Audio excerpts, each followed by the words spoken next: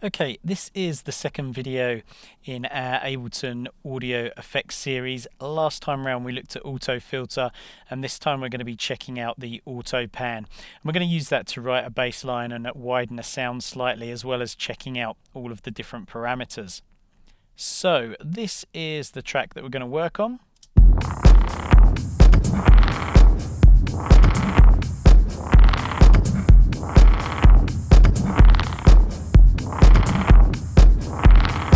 So some fairly growly techno there.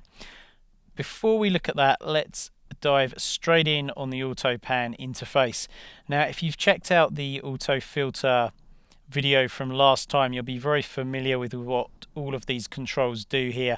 And as soon as you really understand just what this diagram is representing, everything becomes very self-explanatory. So we've got a dual LFO setup in the Autopan, identical to the auto filter, except this one is routed with each LFO affecting the volume of the left and right channel respectively. Now let's just consider the channels to be also routed to our left and right speakers, as it's a little bit easier to understand and visualize what's going on. So the left LFO is in orange. You can see the little orange L in the corner here. The right LFO is in yellow, and again there's a small R, and you can see just from this diagram that we would expect it to be very loud to start with on the left speaker, and that will dip down as the right speaker increases in volume. So basically each speaker is alternately going up and down in volume, and that's giving us the impression that the sound is actually moving backwards and forwards from left to right. So let's have a listen to this. We've just got a very simple tone here.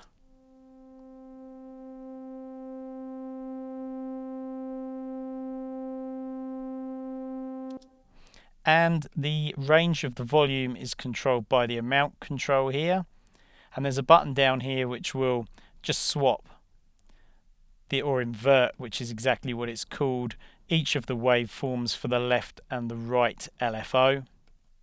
Then you've got the rate, which affects the speed of this modulation.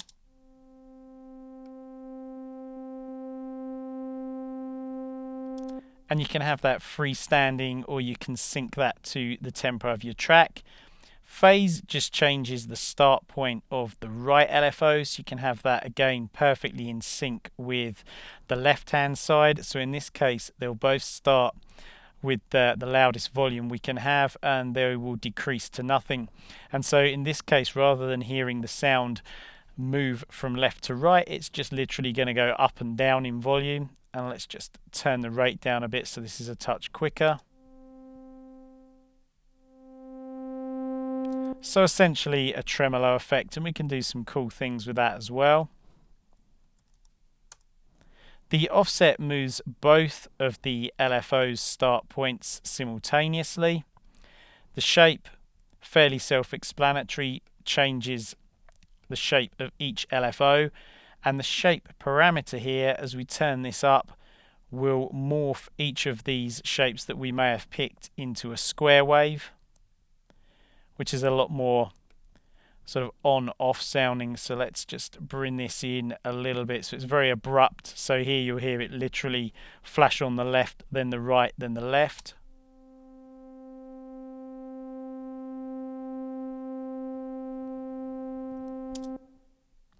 And the final parameter is in here, which is just the spin control. If I just pull this down, you'll see that as we move this, again, it only affects the right LFO, and it's just changing the speed or the rate of that LFO. Okay, so fairly easy to understand. Let's move on and hear this in action.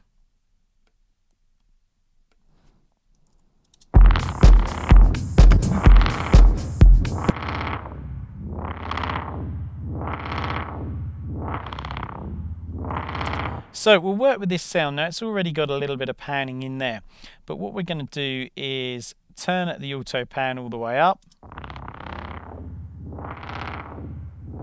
So you can now hear that moving between the left and the right, and I'll actually sync this, and we'll go for something like 2, 3 bars, doesn't really matter.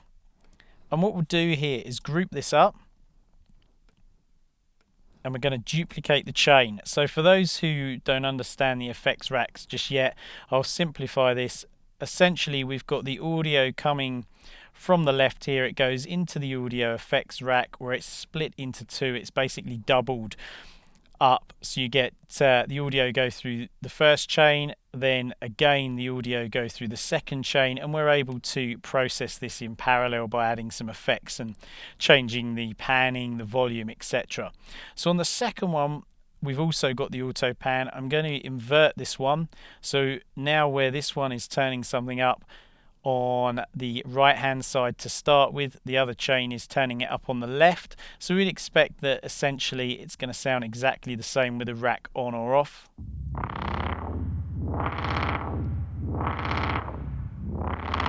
But now what we can do is apply effects to each of these.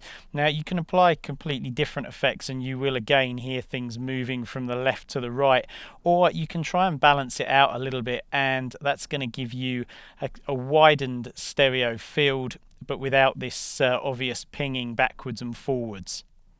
So let's throw an overdrive on this. And because we've duplicated this, obviously it's going to be much louder. So I'm going to take this down by about 4 dB on each side, because the overdrive will also be turning the volume up.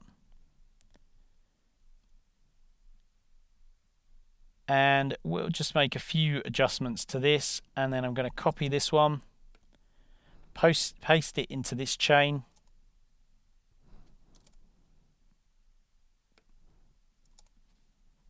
And make a few more adjustments to this side. In fact, we'll turn the tone up a little bit, change the dry wet a touch, and just have a little bit of a mess around with the filter here. And let's hear how this sounds.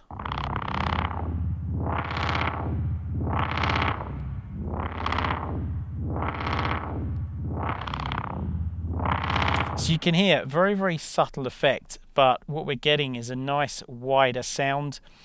And obviously you can apply all sorts of things, and as I say, have this as a very special effect, or just apply things and try and keep it fairly balanced on the left and right. Great for adding movement to things like pads as well. And in this case, obviously we're using it for this fairly growly synth sound, and it's working nicely.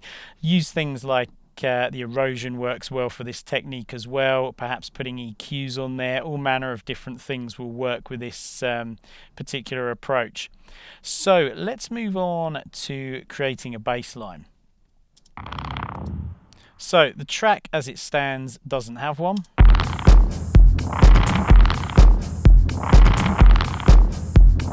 Quite a deep kick drum, but no bass. And on this channel we've just got a sine wave.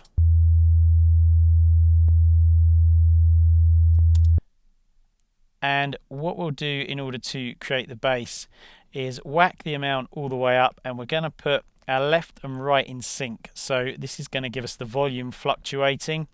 And again, we'll sync this to the tempo of our track. So I'm going to go over half bar. You can literally try all sorts of different combinations. And again, we're going to group this up. Duplicate the chain, but select a different rate on the next chain. So let's go for 1/8 of a bar. So straight away we're getting something a bit more interesting. Now, because this is such a solid waveform, very, very low and in the way of the kick, we will also side chain this. So we use the kick to duck this bass sound.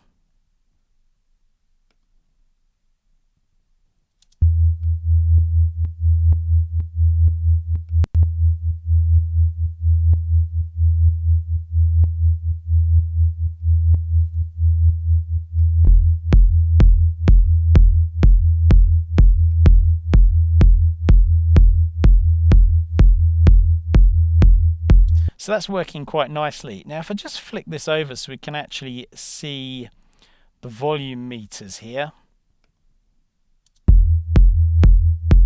you can see this obviously flicking up and down, and this plays nicely into the hands of effects that change when they receive quite a dynamic signal. So last week when we looked at the auto filter, obviously that had an envelope follower that responded to volume. Not so good using a filter here on just this sine wave, as there's not enough harmonics to get any decent effect out of that. But things like distortion will work well. In this case, let's use the dynamic tube. And as we turn the drive up, you'll hear that the louder part of the signals start getting the extra harmonics. And in fact, let's throw a spectrum on so you can see this in action as well.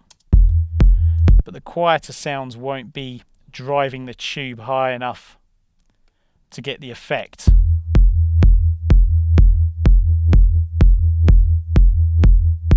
So you can see here these harmonics are just coming up. And we can turn this tone on.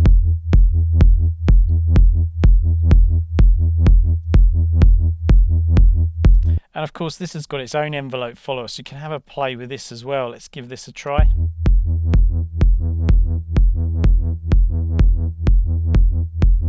So don't want to go too bright with this, we want to keep it quite dark. Let's try it out. Just thinking as well, it might be an idea just to try some of these inverted.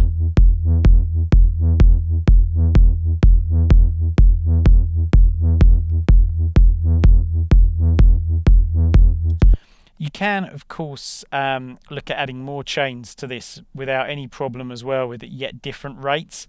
So this is sounding pretty good at this stage. Obviously there's EQing, and you could probably chuck a compressor after this dynamic tube now to tone the volumes down once you've already got the effect that it's applying. Let's try this out with all of the other elements of the track.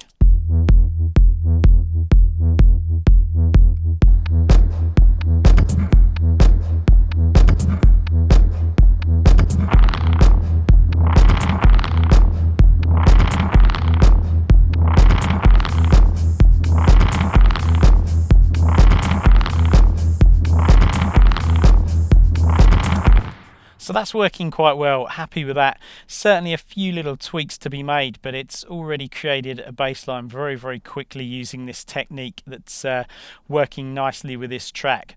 So that was the Autopan, quite a simple effect, but there's actually a few tricks up its sleeve that are well worth investigating. Next time round we'll be looking at the beat repeat effect, so do head over to the website and subscribe. You'll be informed as soon as there are new videos, racks to download. There are already a few on there that are completely free, and any new articles that might come up. As always, comments welcome. Take care, all the best.